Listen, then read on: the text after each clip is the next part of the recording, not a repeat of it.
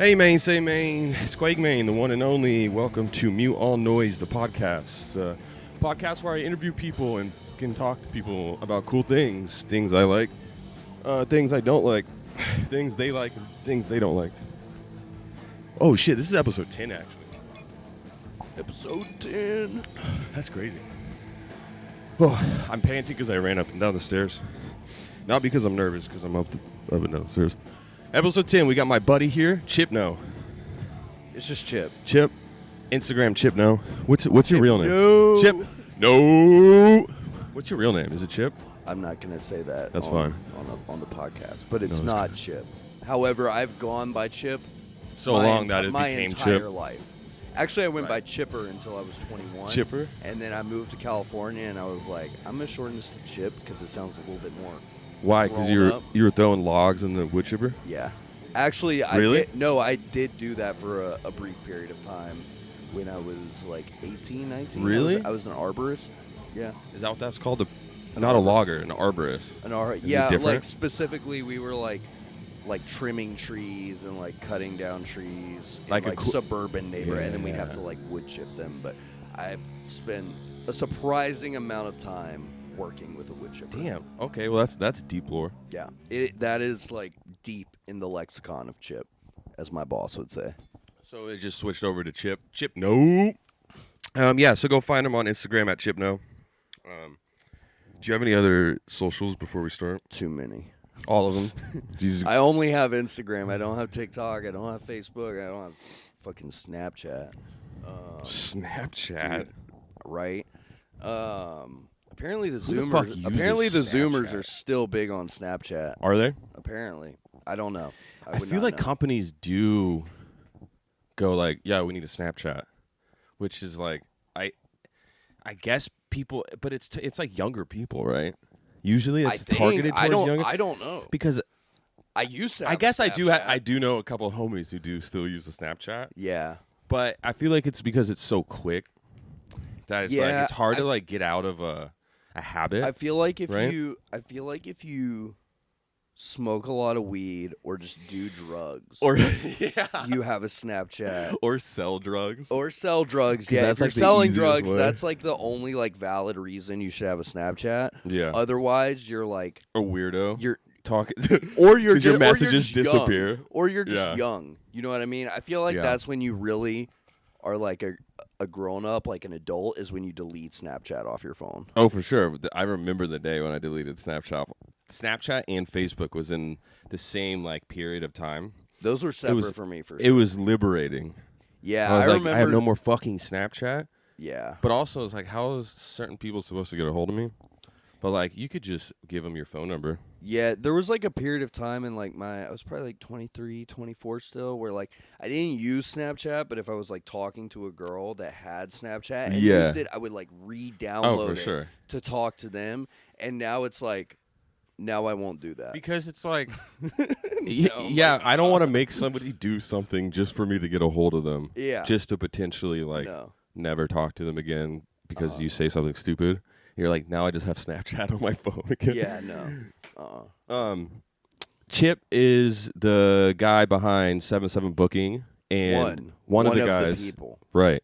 Now, Shout out Kieran. and Northwest Hardcore Fest, which led into 77BOOKING, I would say, right? Yeah. Or was it kind of, yeah? You said Kieran, right? Yeah, Kieran. So Shout out Kieran. Shout out Kieran. I would love to have Kieran on sometime. Was that was that from the jump? You two collaborating on that, or did you bring him in? Oh, on 777. On 777BOOKING, yeah. Yeah, I would say it was pretty much from the jump. Like, so I did the first Hardcore Fest. So at first I was promoting under my own name. I was Right. like Chip No Presents, and then I did the first Hardcore Fest, and then I did the winter Hardcore Fest, and after the winter one, I was like, all right, this has gotten like, I'm much more of like a behind the scenes kind of person. Yeah. Even I like hear doing that. this is very somewhat out of character for me, Right. but like I've Right. done a couple like radio show appearances and like one or two other podcast appearances, so I'm trying to like, regardless, I'm much Yeah. more of a behind the scenes person, and so it was hear like you. having my name on everything. I was like, I don't know how I feel about this anymore. Originally, I did everything under my own name because the whole reason I started promoting in the first place was because all of the other hardcore promoters in Portland got canceled. Interesting. And it was not all of them, but like A couple of them. The two that were doing like the kind of hardcore shows that I throw got canceled. And so I was like, all right, I want to be like fully transparent. And they had like organizations that they would like kind of hide behind to a certain extent, at least one of them. Right. And so I was like, all right, I'm just going to be like fully transparent with like who I am. Like, this is who I am. That's cool. That's and noble. that way it's like there's no like confusion, like, oh, is this person involved? Like, you know, but then it just, you know, it was a lot smaller at first, and then as it's grown, I'm like, I don't want all that attention. Right. You know, fuck clout. Yeah.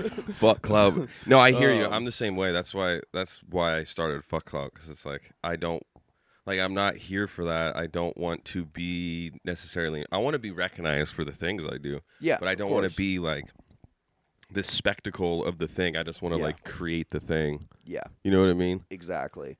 And when your name's attached, it's certainly like it's so easy for people to be to like draw conclusions, especially if like for some reason you have like detractors or whatever. It's so much easier to like fuck with people, but like having a brand and being transparent, I think, is very crucial. Transparency and like integrity, definitely. key, I think. Oh, for sure. So you wanted to do it your way. You saw some fuck shit. Yeah, and so that was at first, but after the Winter Festival, I was like, all right, I'm not. And I kind of had the idea leading up to the Winterfest, and so I was like, okay, after this. At first, I wanted to stop booking shows entirely. Because of all that? There was a bunch of, like, other, like, drama bullshit that happened, and I was just, like, very sick of it. And, like, there was a lot of... I was asked a lot to be, like... And this is the problem with, like, having it under my own name, is I was, like, asked to be, like, judge, jury, and executioner for a lot of people's, like, bullshit. And, like, in a lot of cases, like, you know, there were people doing fucked up shit that probably shouldn't have been going to shows. But, like, and I was looked to be, like the, judge, jury, and executioner. No, for sure. No. It's, like, I have to, like, make the final call. And I'm like, this is not my place, especially in a lot of them. And, learn my lesson there. Now, you know, I mean, obviously, like, if there's something that's like, if someone is an issue, it should definitely like be brought to my attention. But like, you know, I've definitely realized like it is not up to me to like rectify the situation. For sure. Or like, you know, there's only so much that I can do. Right. So much convincing or like so much like sway you can do, because exactly. People are going to feel however they feel.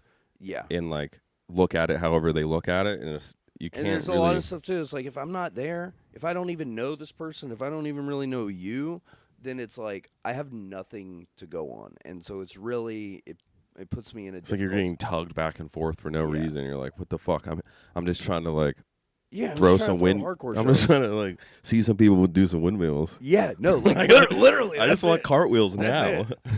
More spin boxing. I'm trying to watch this blood sport over here. Yeah. Because I don't know, but I'm sure you feel the same way. Because like that to me is going to like a hardcore show is a bit of like a therapy and a bit of like processing. Yeah, definitely. In a way where you don't have to like. I mean, it involves other people.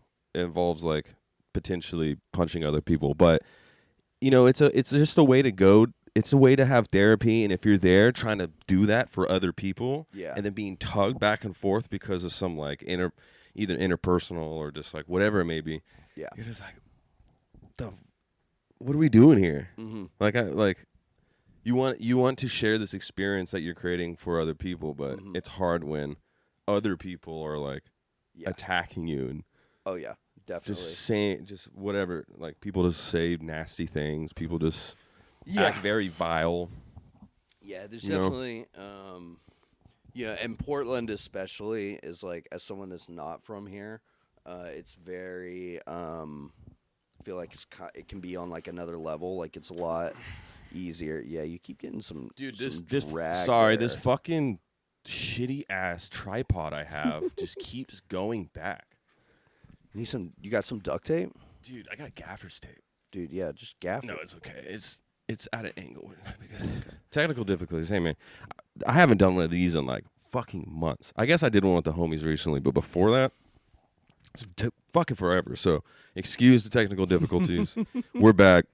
Yeah, man, shows are a tricky thing. Entertainment is like a tricky thing because when you involve so many people, and like in the hip hop scene, when I was involved in the hip hop scene or the underground rap scene, there's a lot of drugs involved. Yeah. And a lot of like egos. Now there's ego in hardcore, but it's like there's not really any drugs. It's no, yeah, and that's one of my favorite parts about it. Being someone from like the addiction side and having addiction genes in me, it's like I want a positive space where people aren't like fucked off on pills or fucking whatever it is, drunk, just saying shit, feeling a type of way. Like I'm there to have fun, just like everybody else. And like the rap scene is just very head oriented. Yeah. It's just it's like, what the fuck am I even doing here? Like, why am I trying to like help, and even help the community? Even the ego too is like, yeah, there's ego in hardcore. Like there's ego anywhere you go, but especially in the rap scene too, it's like it can be on another level. As someone that spent a lot of time in that scene myself in the past, like, you know, it's not for me, not where I want to be. Right. And some of the music these days just isn't how it used to be. Dude, like there's a lot of like there was that first wave of like SoundCloud rap. I was talking with someone about this. There's like the first and second wave. Like first wave was like Bones, Team Sesh, and Father, and then like second wave was like Lil Peep and Suicide Boys and Ghostmane, and then pretty much everything after that was like trash because it reached money, and then it just like warped everything. Yeah, because those early days, dude, that was the shit. Dude, it was. I mean, it was like real. Even though like there were a lot of drugs involved, like it was real like DIY. Like just for a long time, like, and part of the reason I got into that style of music for like a certain period of time is, like, I grew up going to punk and hardcore shows from like 12 to 18, and then shifted over to that. Right. Because like for a long time, I feel like punk especially was like the DIY genre. Like it was the genre of music you can make with like the least amount of money. And that's very relatable to a lot of people, I feel like. Yeah, exactly. Whereas like, you know, this like the SoundCloud rap, for lack of a better word, that like and that's why you see, I feel like a lot of the same kind of element, like, you know, like the Suicide Boys dudes, at least one of them was like, he was in hardcore bands. Ghostmane was in hardcore bands. Like all There's of that. Deep roots. Yeah, exactly. There's a lot of similarities, even if culturally and just like the different. Banty thing. There's a lot of you like Playboy Cardi. Yeah. Wearing like I don't know, like a death shirt or and then of course I went into like Kim Kardashian or the Kardashians wearing fucking Morbid Angel shirts or whatever. But there was a lot of that happening too. Yeah. But the reason I think there's that crossover is because like rap and hip hop for a while like became, before all the money touched it, like the new punk rock, the new like DIY genre. Like all you needed was like a computer and a microphone, and it was the most accessible kind of music to make, right, compared to what previously was punk and hardcore. And when somebody showed me their recording process, I looked at it, I was like, no fucking way, it's that easy. Like, it's like literally you're that like, easy. What? Yeah. And I was like, ever since I was a kid, I was like, damn, I want to be in a band. And then you see that, you're like, oh, what the fuck? No, same. 100%. I could just do that? Uh-huh. But like, and it's also something, you know, I've always had hip hop and rap in my life, like growing up and shit. And like being from Oklahoma, there was, you know, Tulsa, there's a lot of pretty, other than country, it's pretty like hip hop oriented. So just like having that and seeing it like, oh, like I already have the vibe, and like understand it to a point, and then it's like that easy to make. Yeah. It is very punk rock and DIY. Yeah. It's fucking sick. And then when it reaches Hollywood. Yeah. Yeah, and then game over. and then it blew up, and now it's all dog shit. Yeah. Or like, and the people you mentioned, like Father, and like Bones, they're still doing their shit, and I think it's still amazing. No, like those original artists, like I'm not like I mean, in my early 20s, I was like, and I'm 28, so for reference, but like, 21, 22, I was like super into that. I've seen Suicide Boy. I saw Suicide Boys in like Charlotte, North Carolina, in like a skate park, and like I don't even know, That's like fire. 2015, 16. Damn. Like, just a couple hundred people there. Yeah. I bet and that was shit was sick. fucking hardcore. I bet that was sick. Yeah. Oh, it was so sick. They bring out the pits, and it's funny because it's like everybody talks about a fucking mosh pit these days, and I'm like, those like stop talking about it because you guys aren't doing. It's not a fucking cool mosh pit, but like they were doing. That's real. When I think of like mosh pits at like hip hop shows, or like rap shows, I think of like Suicide Boys or something. Maybe because I'm stuck in the old days. Yeah, like I'm for sure old How head old are you? SoundCloud. I'm 27, or I'm 26, turning 27 in a couple months. That's just what I remember. Yeah, and that's where I kind of created Fuck Clout from. Is that ethos? Yeah, and it's just like from 2017 to 19. I feel like it just like fucking nosedive heavy, and that's when like the little Zans like hopped on the scene, and it was just like, man, this is so fucking cringy. I don't want to hear about Xanax. Yeah, dude, like, oh my god, been there, done that. Don't want to hear it. Yeah, dude, Xanax sucks. It's fucking annoying. Drugs just suck. But anyways, back to hardcore.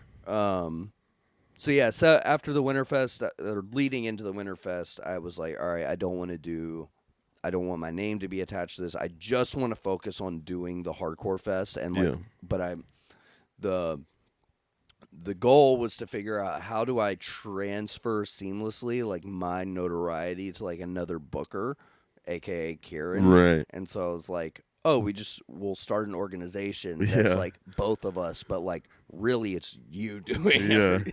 Yeah. And then like and for a while, like I still did a bunch of the stuff, but like lately, especially the last couple months, like Kieran's like really stepped up. Like we have like 8 shows, I think, between like now and like middle of November. Crazy. And I want to say like 6 of them are Kieran's. Really? Yeah. That's awesome. Yeah. Now, is he going for like a specific vibe? Are they going for like a specific vibe? Or is it kind of just no? How do you guys handle that? A lot of it is all determinant upon who is hitting us up. You know what I mean? So like, we very rarely do like an all local show unless it's like a benefit. Right. It's always built around a touring band. Right. Even if that they're makes just sense. from like Washington or wherever, or if it's, sometimes it's a Portland band that's doing a tour kickoff. Yeah. But it's always built around that. So right. It's like a band, like for Big Ass Truck and Ruin, like they hit us up and they're like, hey, we want to come to Portland on this date. And so we're like, okay, we have these 2 bands, like let's build a bill. And you go, who do I think would vibe well on this? Yeah, and that's like a big. I know I and Kieran too definitely like think about that a lot. Like what is going to like mesh well and maximize the whole event. Yeah, exactly. Yeah, no, for sure. I think you have to have that type of thought. Like you need to go through a bit of a process like that. Mm-hmm. Like I used to all be for like quantity over quality. Yeah. But now that I'm getting older, it makes sense that it would go this way. But yeah, it's you have to like curate a little bit more. Yeah. If you want people to look at it more.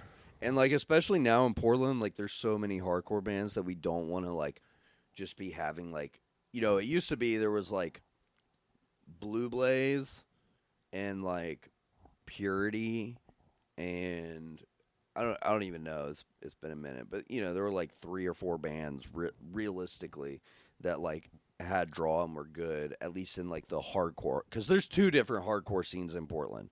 Really, there's 3 different. Yeah, speak on that. Really, there's Speak 3 different hardcore scenes in Portland. So there's like the 777 like chuggy hardcore scene. Yeah.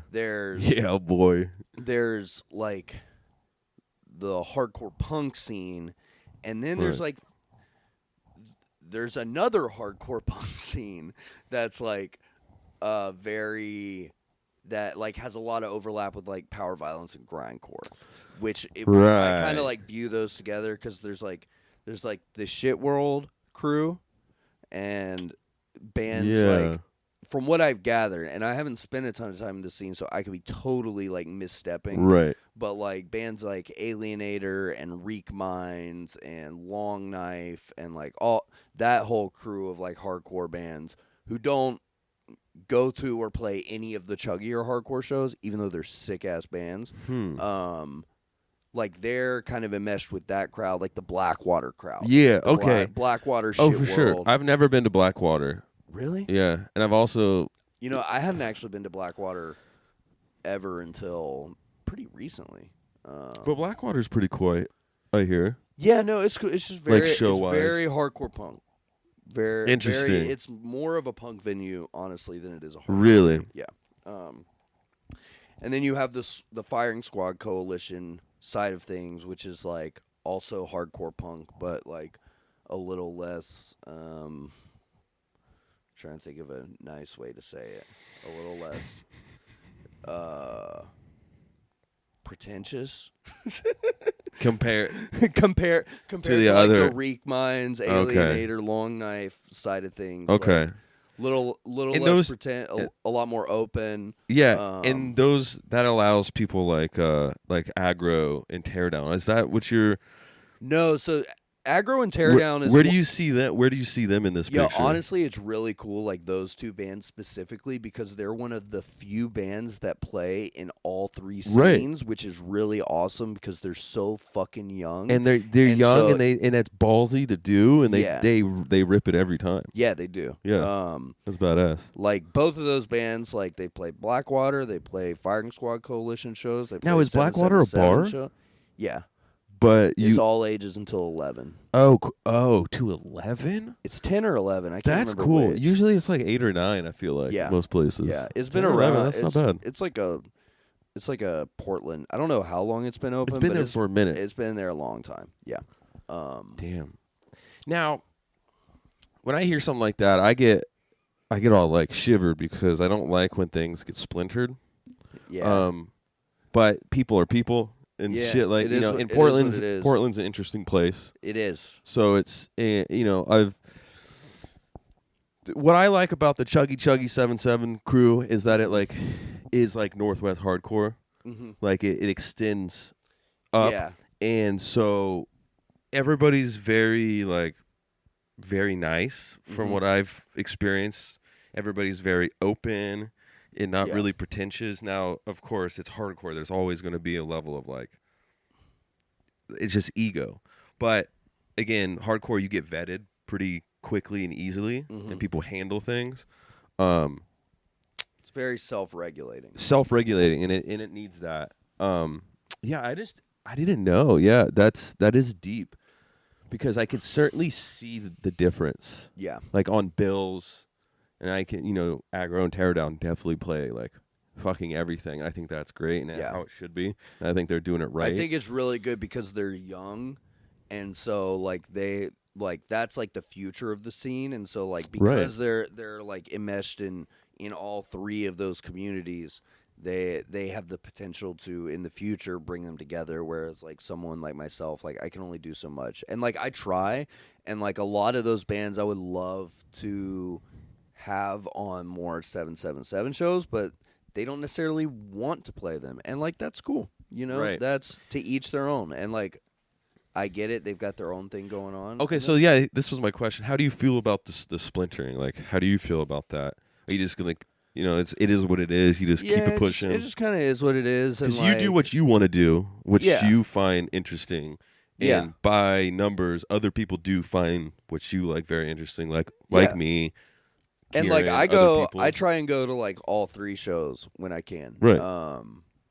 You know, for to support the scene. yeah, for personal reasons, like there's some shows I won't go to, but like you know, when I try it, even if I don't particularly like a band, I'll still try it. If they're a Portland band, like I'll Yeah. still try and support them in at least some way, just because what's good for them is ultimately like good for the whole scene. For sure. You know. And to piggyback on the point you said about the young kids being the next generation, it's good that they play all those shows because then other people will see that and go, damn, these little kids are just like doing the thing and like it's not that big of a deal. And which will bring more younger people into the scene, but also unify the fucking old crusty motherfuckers that just have a type of way about whatever, personal whatever. Definitely. And that's kind of the thing with like the more like power violence grindcore scene, or at least like the Alienator, Long Knife, Reek Minds, that whole crew is like they're a little bit older, they've been around and they've been doing their thing for so long that like, you know, like that just is what it is. And that's cool. Like I have no and all of this too is like my observations as an outsider, someone that doesn't really know those people that well, can just pick up on what I observe. For sure. Like, I could be completely out of pocket right now, and I have no problem. Well, I'm sure we'll hear about it if something's out of pocket. Yeah. I feel like grind and like power violence, they tend to be like a little bit older people, a little bit like. It really depends. Yeah. Honestly, I don't know enough to say. Yeah. I'm speaking out my ass. depth. This is my show. I can do whatever the fuck I want. I can say whatever the fuck I want, and I deal with the consequences every fucking day. This is a question I just randomly come up with. So you film. You're also a video guy. Yeah. Likewise. That's how I started promoting, basically. Right. It all comes back from video, man. Like it all comes back to video for me. Using a VX or a camera to go film skateboarding. Yeah. Like it all comes back. Short films. Like it all. Like I can't get away from this fucking thing. So being a video guy, I feel very inclined to try to, as an archivist, and you're a similar type of vibe. You're also an archivist. Yeah. DIY archive. It's me and a few other people too. Right. But yeah, I started it, I would say. How do you ever feel? I have serious like FOMO about taking a camera to a show, not taking a camera to a show, which bands to film, which bands not to film, and over time you kind of pick up on these things. Yeah, so I mean, but like if you were saying, if you go to a show, you're like, I'm gonna consciously go to a show that I don't know and try to enjoy it. Yeah. Do you do like a similar thing with the camera? So or in the, more in the beginning, I just went to any fucking show and filmed it. Like if I heard a show was going on, I was like, all right, I'm gonna go film it. And granted, this was like a couple years ago. Still like very post-COVID, like not as many shows going on, so it was much more doable to like literally film every show. Yeah, for sure. However, without it being chaotic. Honestly, like, you know, it's kind of hard to speak on right now because I haven't filmed a show. The last show I filmed was the End of Days rec release, and I put out like 2 of the sets. I still have to put out the rest of them. Like doing. Part of the reason I wanted to start 777 and just do the fest and have other people do like the local shows, just free you up some time to is to be free able me to up do the that. time to like do the video stuff again, which I have not had time to do really over the last year. It's kind of fallen to the wayside. I do it when I can. But, like, my day job, too, is I'm a video editor. I edit commercials. Right. I was seeing that, yeah. So I get, you know. Why would you want to fucking do that on your free time if you're doing that on your... Exactly. Like, I get done with work, you know, editing for, like, 8 to 12 That's hours the classic straight. And I'm like, yeah, exactly. That's why, like, for most of my life, I've eaten out when at, like, more than I probably should have. My uncle's a caterer. They were bigger boys when we were growing up. It is because they're like, I do this professionally every single day, all night. Yeah. It's like we're going to fucking Wendy's to go get some nugs. I'm like, I hear you. Dude, let's go. I was like, I worked in the kitchen until I was like from 17 until I was, 22, 23. And And I'm just like, yeah, the last thing I want to fucking do is, Right. when I made my food was when I left work. I made my lunch Yeah. at work, and then before I leave work, I make something to eat. And then when I got home, I was like, nighttime, I'm like, I'm just going to. Fuck. I have to wake up and do this shit again. I'm just going to go get me a snack. I'm not cooking. Yeah. No, fuck that. But yeah, it's like the same with video editing. Fortunately, video editing is, at least for me, a little bit more enjoyable than cooking. So it's for sure. it's easier to For sure. to like do both of those. Right. However, yeah, I just haven't had like the energy to really put into that. It's something I would like. I mean, to do you're more. booking a bunch of shows.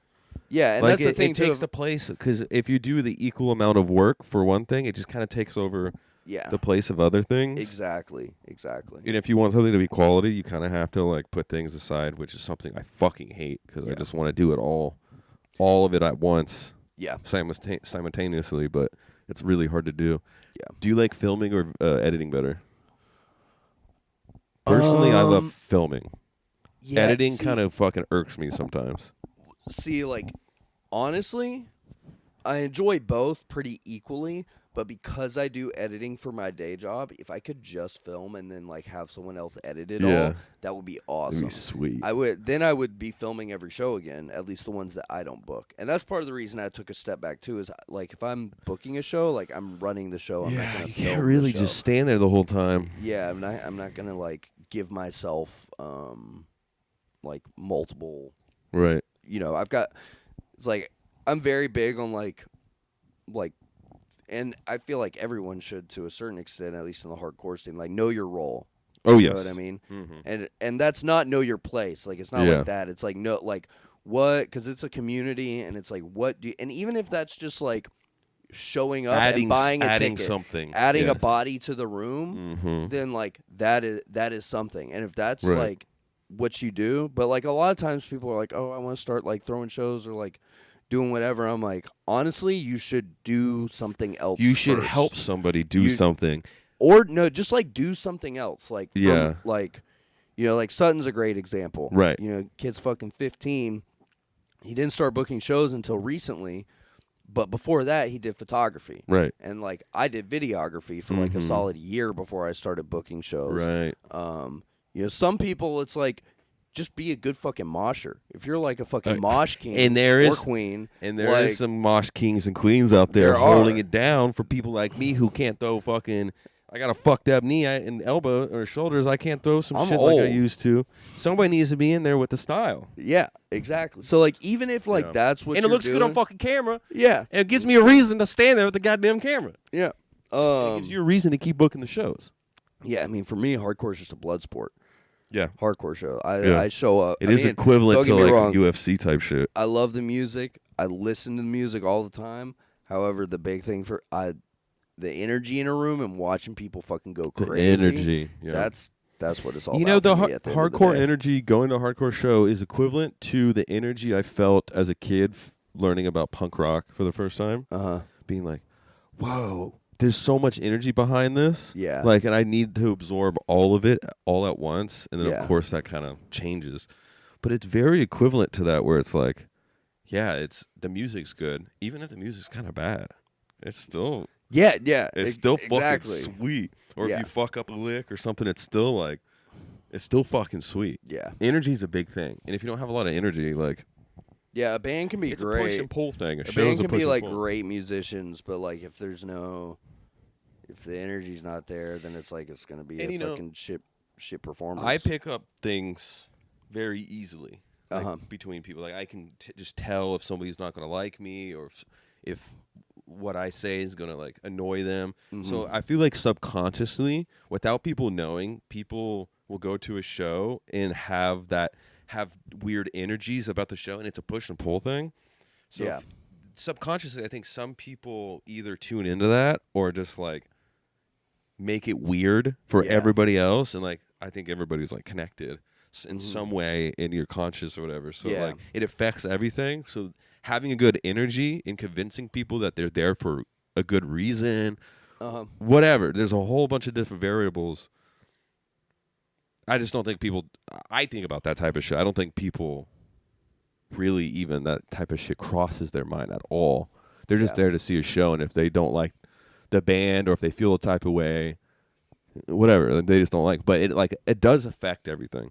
Yeah. I just try to be as cool and chill as possible at a show. You know, Same. find your play. You know, find something to do. I like helping out. I think anybody who asks me, like, it's crazy. I've had people be like, "Oh, how do you start doing this? Like, Yeah. like what, filming shows, or just camera shit?" And there, yeah, all of it. I was like, take a camera to a show, Yeah. and just be cool. Yeah. I don't like, literally, like, that's it. Just show up. and like, if you know how to And talk stay to out of the people, way. you can ask. You could figure out how to be in a good vantage. Like, you could figure these things Yeah. out pretty fucking easy if you're a cool dude. Yeah. So, like, I don't know what the point is for that. It's just, there's a lot in that is involved in making a show chill. What I will say is, the 7-7 booking shows are pretty consistent in vibe, I feel like. Yeah. There's a couple that are hit or miss. Like, Yeah. you know, and part A of hit that or has miss to for do you, with, is that like lack of bodies or? yeah, it's usually lack of bodies, which like is directly correlated to because you know when you show up to a show, like you want there to be, you know, it feels weird if there's not that many people there. It's like And people don't want to mosh and they yeah, feel awkward you know, to do feel- so. You know, it's like, oh, this is like, yeah, it's This is lame. When realistically, those people probably don't think it's lame. It's just lame that there's not people there. yeah, exactly, Right? exactly. It's nothing like against. But because of that, It's kind of like gambling. yeah,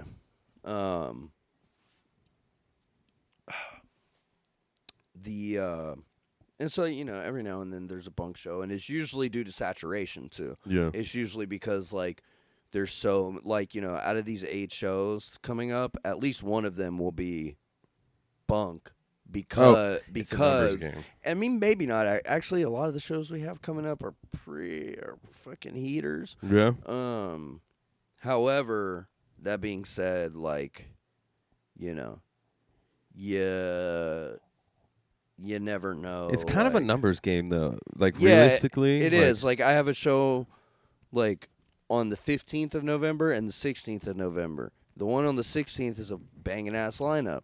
The one on the 15th is also a banging-ass lineup, but it's not quite as banging as the one on the 16th. And so for your typical showgoer, they're not going to go to 2 in one weekend. They're going to go to 1. It's really, as someone who The goes real to heads, it's hard. the real heads will go to both. Right. And even as someone who would go to both, I can see why somebody wouldn't, because I get fucking tired. Like, Yeah. I get, like, physically, like, down. Yeah. So I don't blame people for doing that, for not going to 2 shows a weekend is great. Is great, but it's hard. Yeah.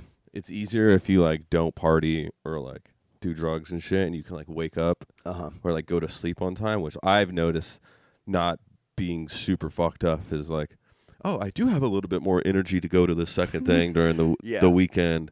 So, like, yeah, the real heads, that's not even the problem. You kind of expect them to show up to. Oh, yeah.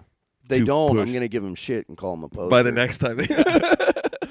Yeah, like when I left the basement show. Poser. Man, my ride's here. It's like, I don't have a car. Dude, that's like my new thing now. Is like anytime I see people like sitting outside of the show when a band's playing, I'm just like, go inside or you're a poser. I'm like, poser. Especially and honestly, it works. And if they're younger, they're like, oh fuck. Yeah, And they're not more in tune with their ego. Yeah, they're like, oh fuck, he's right. I am Yeah. a goddamn yeah, poser. the older folks though are just like, But then I those don't wanna younger watch this kids see band. someone like Sutton up there taking pictures. And that has to do something to their brain dude, where I they're went like, to this show on Friday shit. and it was like so many, and Sutton booked it, and it was so many young kids. Were you there for that? No, I was going to. Yeah. Was it good? Yeah, it was. I was only there for 2 bands. I got to see Curb and Veins of Black, and both of them fucking Sick. killed it. Yeah, Where are they from? Curb's from Spokane, and Nice. Veins of Black. I don't know if you know that dude Matt. That's started coming around, like kind of longer hair. Usually wears a is it a I forget what kind of hat it is. Almost always has a hat on, long black hair. Possibly. Moved here recently, Oh, okay. but the rest of the band's from California. Okay, cool. Yeah, which is where he moved from. Yeah, that shit looks sick. It looked like it was packed out. Yeah, there was a lot of people there. I mean, I wouldn't say it was like completely packed out, but I'd say there was like, The mosh looked cool. yeah, there's like 80 people there, Nice. give or take. And it was, like I said, it was a lot of really young kids. A lot of ring around the rosy going on. Bro. I gotta pee really Go fucking pee. bad. Where's your bathroom? If you go directly through the hallway, is the door directly up? Directly go straight down the hallway. You'll see the door's open. Is there? Yep. Should I freestyle rap? I'll freestyle rap for you. My name is QWAIG, man, and I'm here to say, doing a podcast with Chippy, man. Yeah. We're at 42 minutes. It's almost over. The lights. Damn, that light behind me is crazy. Who decided this set should be the way it is? Oh my God. What time is it? 3:30? Yeah. Thanks so far for listening to this episode. Chip is great. Chip's the best. If you want to go to a show, go to 77booking on Instagram, 77booking.com. He always posts. They always post, him and Kieran, all the shows under the show tabs. And you can also buy the tickets. Go get tickets tomorrow. It's the 22nd, September 22nd. So tomorrow, on the 23rd, is Ruin and Big Ass Truck. Honk, honk. So that's going to be sick as fuck. It's, of course, going to be over with by the time this comes out. But, yeah, go support Chip and Kieran. They book the best shows. They really do.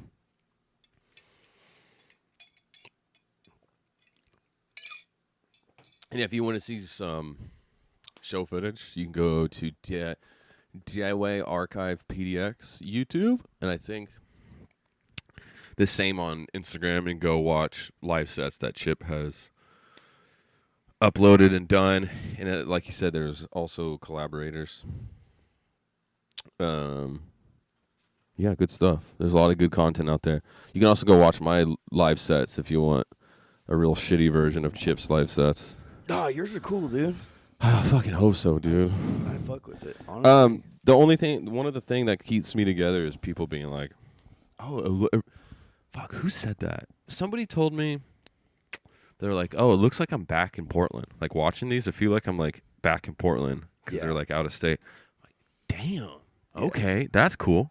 Honestly, I love like the home VHS video. look. I think it's sick. I appreciate that. It's a bit of a pain in the ass. Yeah, Actually, it's a big pain in the ass. As someone that like Big knows fucking pain in the ass. how much of a pain in the ass it is, like that's why I like it that much more.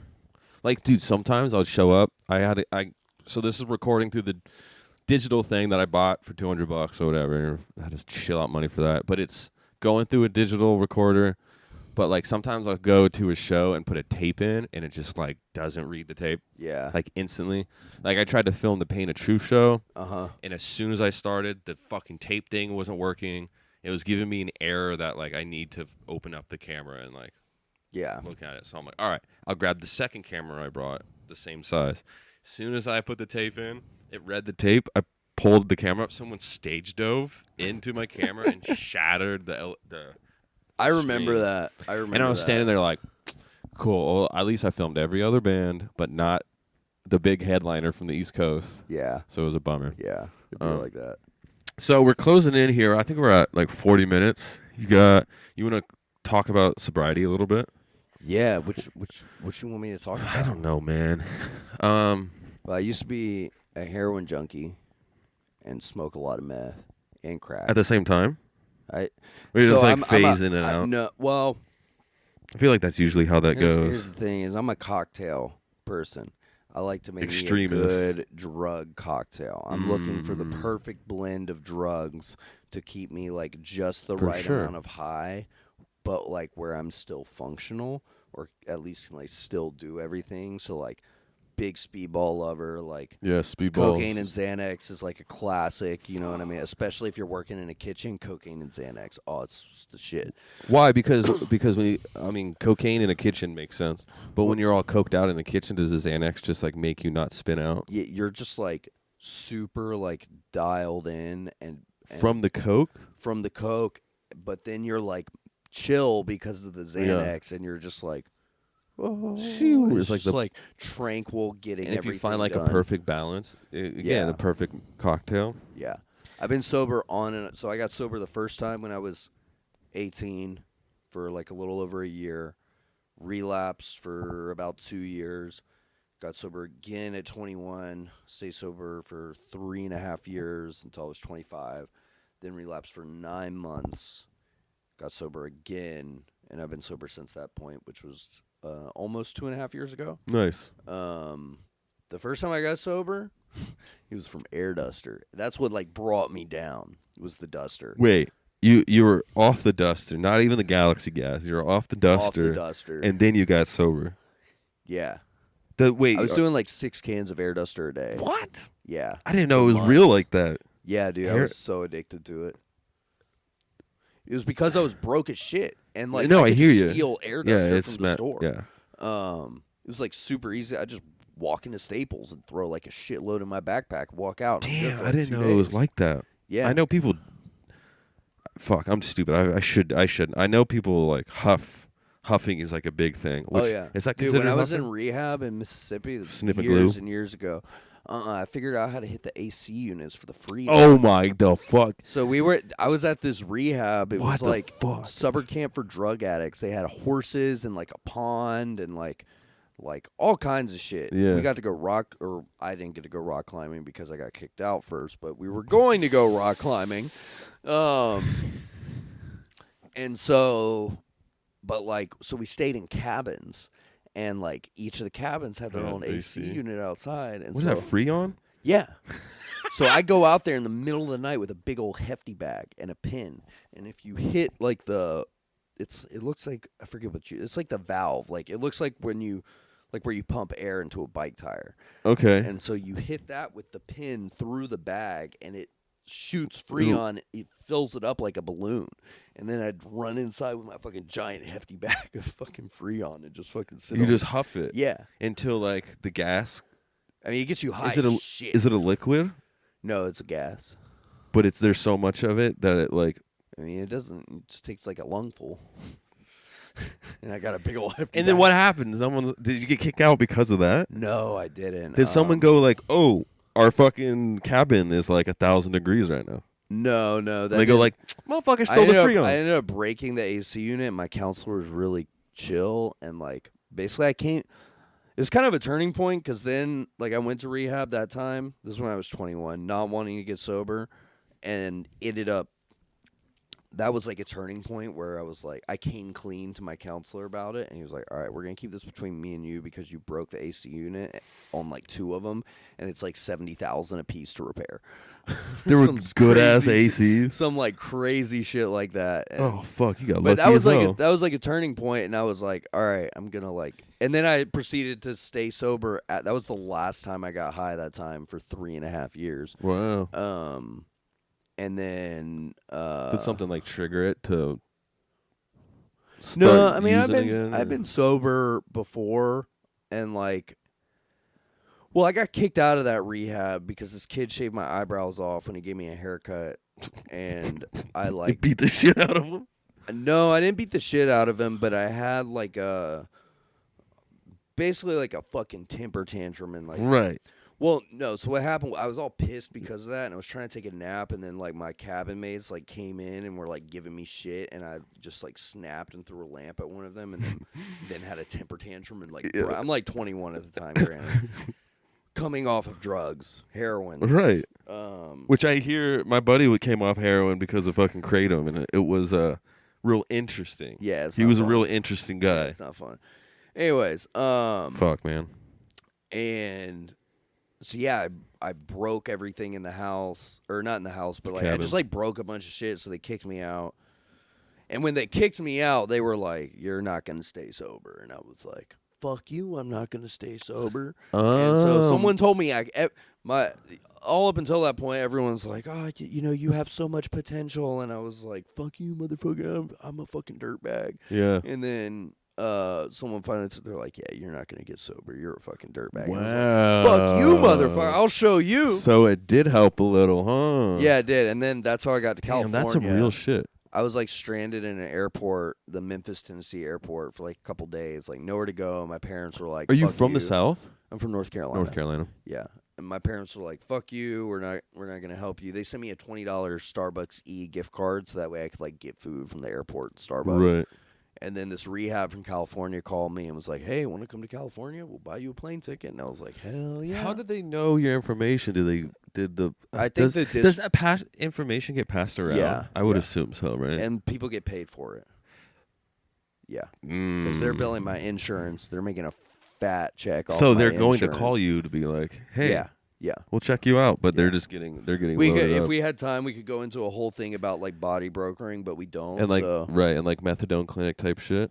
Methadone clinic's different. That's like, that's a completely different ball. I just know people get paid to like kind of keep things a certain most way. methadone clinics and like Suboxone clinics are like state run, so Right. it's a little it's a little different. Right. But like rehabs specifically, it's gotten a lot better. Basically, used to be able to get paid like bands to go to rehab. Like someone would give you. I kind of remember that someone being would the thing. They'd be like, "Hey, like can you piss dirty? All right, come to rehab. Like we'll still let you smoke weed for like a month, and when you get out, we'll give you like $3,000 to $4,000." And then you can go hole up in a hotel and shoot dope for like a month. And then you can do the same thing over and over again. And so it started in Florida. They called it the Delray Shuffle because it was around like the Delray area they'll of Florida. shuffle people around. Yeah, and you just go from rehab to rehab, and you could stay like loaded like for months. You'd be able to go out on like a that's sick like self-sufficient fucking drug lifestyle. You'd be able to go like on a sick gnarly run for like a month. And then like detox and get healthy again, and then just do it all over again. And that's probably why people think they can like, if you accept that help. I bet you people still kind of think that's like a thing. It's not. It can't be a thing. Yeah, anymore. It's not really a thing anymore. Like they really cracked down on it with like the homeless, thing that we got going on in the States. And right it was now. never like a thing in Oregon. It was mainly a thing in Florida and California. Okay. Yeah. Which are big populaces. Yeah. It started in Florida, and then they cracked down on it, so it moved to California, and then they cracked down on it, and it's kind of been... And since then, fentanyl has gotten so much gnarlier that, like, it's just a different beast altogether. For sure. So I guess how are you doing on time? Almost there? Let me see. Check it real quick. I was just going to... We got a couple minutes. I was just going to end it on, like, how has sobriety, the positives and the negatives, like, affected how you feel on your day-to-day in your life? Oh, I mean, you think it's a positive? I mean, the thing is like, I'm a junkie, so, like, yeah. The difference is, like, night and day. Yeah. Like, when I relapsed this time, I had 3.5 years sober, I relapsed for 9 months. First, like, 3 months, I was, like, just smoking weed and drinking, and then it escalated. First it started as smoking weed and drinking, which are like the two socially acceptable ones. Mm-hmm. But the way my brain works is like, I'm like, all right, well, if I'm smoking weed, I can take mushrooms. Like, that's all natural. Like, that's cool. And then I'm taking mushrooms. I'm like, well, acid's the same as mushrooms, so I can take acid. And then I'm like, well, Molly is a psychedelic too. Yeah. So, like, I can take Molly. Mm-hmm. But Molly and the Coke are the same thing. I'm snorting both of them. Go Might past as well the line. do Coke. You go past the line with Molly, it gets real quick. And then I'm like, as soon as I touch a powder, then it's all bets are off. Mm-hmm. And this time I was like, all right, as long as I don't shoot meth and heroin, like, I'm chilling. Yeah. So I shot speedballs of coke and ketamine 5 nights a week instead, and went through like a 10-pound tank of nitrous every couple days. Fuck. Oh, you were off the nitrous too? I was heavy every time that I've relapsed, my nitrous game has stepped up. First, it was the air duster, then it was the canisters, and then this time it was the fucking tanks. I know a lot of people. I know a lot of people who were coming off drugs who would be like, "Yeah, nitrous is the thing I do because it's not drugs." Yes, and it is. And you can have like a mental gymnastics. Yeah. But they were just doing boxes and boxes and boxes and boxes of fucking whippets. It's like crack, but a downer. Yeah. It's and it's fucked up that kids are like off the Galaxy gas now. I don't even know what that is. Which is it's just whippets. Oh. But it's flavored. What? Why is everything getting flavored? It's for kids. You can buy it at Target now. Imagine that. Imagine being It gets you high? It's just Whippets that taste good. And it gets you high? I don't know. I haven't had the Galaxy for gas. kids? I'm checked out, man. You know, I don't know. I'm hitting in like I'll old have to head do some status with drugs. I research feel like into this. But It's like a whole trend on TikTok now. oh my God. Yeah, Galaxy gas. I'm not on TikTok, it's like so grape. I don't fucking know. I'm not either, but the TikTok and Instagram is the same fucking thing these days. Yeah, I guess. Um, But yeah, so like, Damn, nitrous. Yeah, fucked up. so yeah, coke and ketamine speedballs, that was like the mental gymnastics I was doing where like, oh, I'm not doing meth and heroin. And then I started diving back into Xanax again, and then I took 75 Pressies over the course of a weekend. Do you know And what were in literally- them? Yeah, they were 3.5 milligram alprazolam bars. Oh. Yeah. And yeah, so I took like 75 over the course of a weekend. Woke up a Jesus week later, Christ. literally smoking meth and fentanyl with homeless people, and I was like, "Fuck! I did the same. I did the thing I said I wasn't gonna do." Yeah. And then I was like, "All right." And then I was on the verge of losing my job, and like, I was fucking miserable. I wanted to die every fucking day. And what's so- crazy is once you're in it, it's so hard to think that you're doing anything bad. No, like, not for me.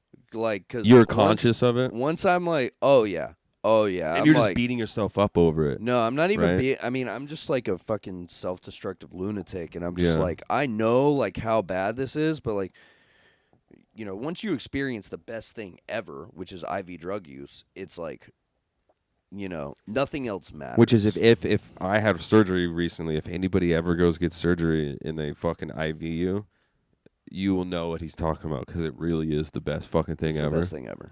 Like I asked him specifically for it because I was one anxious. Two, I had access to it right there, so I was like, oh, this is why I don't do drugs anymore because Yeah. it feels way too good. Mm-hmm. And nitrous is like a little crack hit of that. I feel. Yeah, like. no, So you just it keep really doing is it. because it's a rush, Yeah, and that's what I it's chase. a head rush. Yeah, That's what I chase is the rush. I want to rush. chasing the fucking Yeah. dragon. I started shooting coke and ketamine together though because at first I was just shooting coke. And if you've ever shot coke, it's like you take a hit, and by the time you've pulled the needle out, you already want another one. Like it's like that. And so like you're just constantly chasing it. But I figured out. I was like, if I shoot coke and ketamine in the same shot, then I'll come down from the coke rush In the into a K-hole, Mhm. and then I'll be physically debilitated for like 45 minutes, so I can Oh my stretch like a half God. gram of each out over the course of like Damn, a few hours instead of 30 minutes. Fuck, dude, that is some Yeah. real junkie shit. Yeah, I but grateful to be sober today. no, I'll say so that. The point is, Shout out the 12 steps. shout out 12 steps. Yes, I used to be all like cringe lord, like fucking Alcohol Anonymous and 12 step as a kid because I was like, I don't know, drinking a bunch of booze.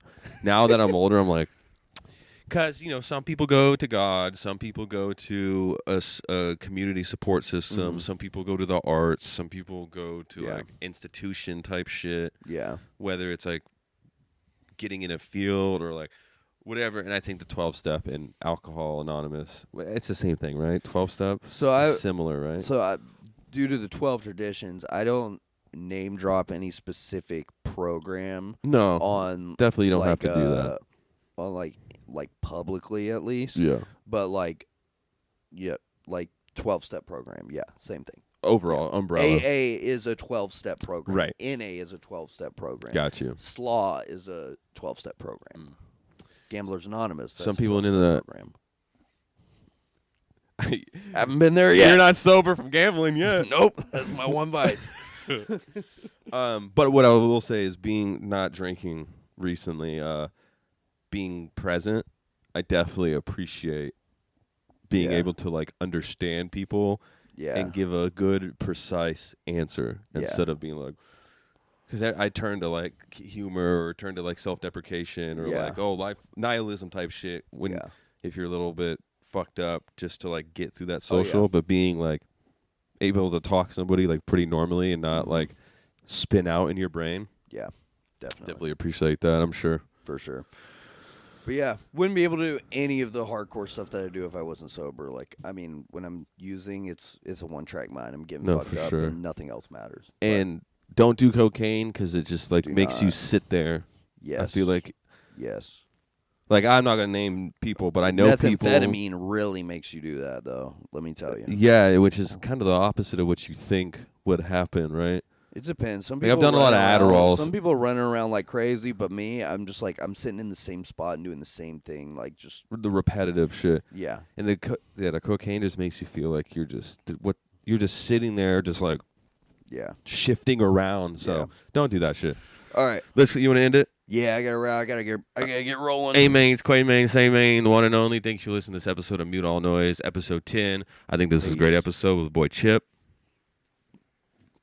Yes, sir. Yes, sir. Yeah, go check out his stuff. 77 Booking, Northwest Hardcore Fest. Chip no. DIY Archive PDX. And no enemies. Shout out to No enemies.